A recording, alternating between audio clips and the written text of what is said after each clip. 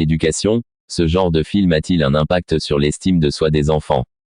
Si de nombreux films sont spécialement imaginés pour correspondre aux enfants, en existe-t-il qu'il est préférable de leur épargner pour éviter de mettre à mal leur estime de soi? Blanche-Neige, Cendrillon, Ariel, Mulan, Elsa. Depuis plus de 80 ans, Disney a façonné des dizaines de princesses pour les enfants de chaque génération. Si certains films d'animation s'adressant aux plus petits ne mettent pas en avant les fameuses princesses, il semble que celles-ci soient toujours aussi populaires. Après le succès de La Reine des Neiges, ce sont Mulan, Ariel et Blanche-Neige qui marquent leur retour au cinéma par le biais d'un live-action. Mais est-ce vraiment une bonne chose pour les enfants?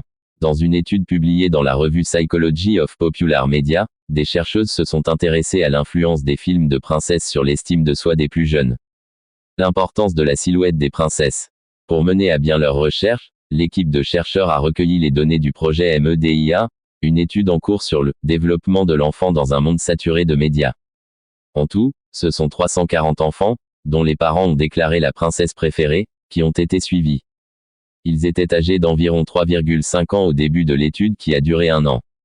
Les parents ont été interrogés sur l'engagement de leurs enfants envers les princesses, à savoir le degré d'identification, le fait d'avoir des jouets en relation avec les princesses et de jouer avec, de faire semblant d'être une princesse et de consommer des médias en rapport avec les princesses. L'estime corporelle de l'enfant a été évaluée à l'aide d'une échelle dans laquelle les parents ont évalué les sentiments de leur enfant à l'égard de leur corps. Les princesses, issues de 61 films, ont été placées dans 3 catégories, inférieure à la moyenne, maigre, moyenne ou supérieure à la moyenne, lourde. La majorité des enfants ont déclaré qu'Elsa, 52,65%, était leur princesse préférée, suivie de Vaiana, 20,88%. Pour les enfants dont les princesses préférées avaient une taille moyenne, le fait de jouer à faire semblant d'être une princesse était associé à une estime corporelle plus positive, notent les chercheurs. Cette relation, qu'elle soit positive ou négative, n'a pas été observée chez les enfants dont les princesses préférées étaient minces. Cela signifie que non seulement les princesses ultra minces n'ont pas eu d'influence négative sur l'estime corporelle des enfants, mais que les princesses au corps réaliste ont eu une influence positive sur la relation des enfants avec leur corps, a conclu Jane Shawcroft auprès de PsyPost. Bien qu'ayant été menée sur une courte période, l'étude pourrait donner de nombreuses clés sur l'impact des films de princesses sur les enfants. Par ailleurs, aucune différence n'a été notée entre les réactions des garçons et celles des filles. J'ai fait de mon corps un allié. Mannequin, Isabella Rossellini écrit une lettre à son corps, avec lequel elle a appris à faire équipe très tôt, ayant vécu une opération du dos qui l'a obligée à rester alitée 1 an à un âge où l'on aime sortir.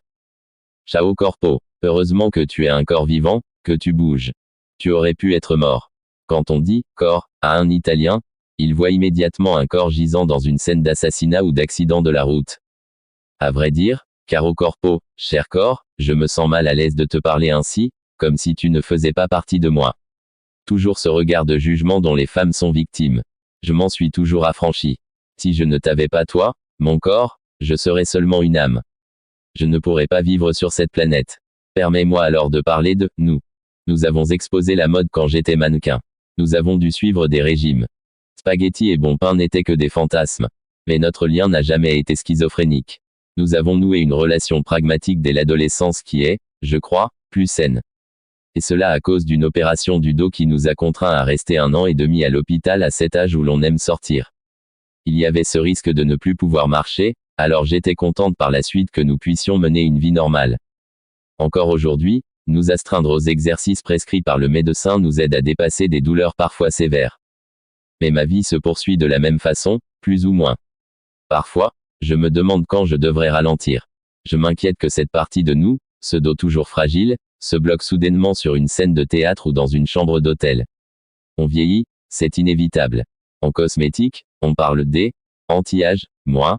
J'applique de la crème sur ma peau pour le plaisir de la sentir souple, mais pas pour avoir l'air plus jeune. Ça, c'est une bataille perdue d'avance. Aujourd'hui, nous faisons à nouveau campagne pour Lancôme. Je suis la plus âgée des ambassadrices. On verra bien les réactions, même si on me donne des années de moins, nous avons 65 ans, corps et âme. L'important, pour moi, pour nous deux, c'est de vivre sereinement les différents chapitres que la vie nous offre.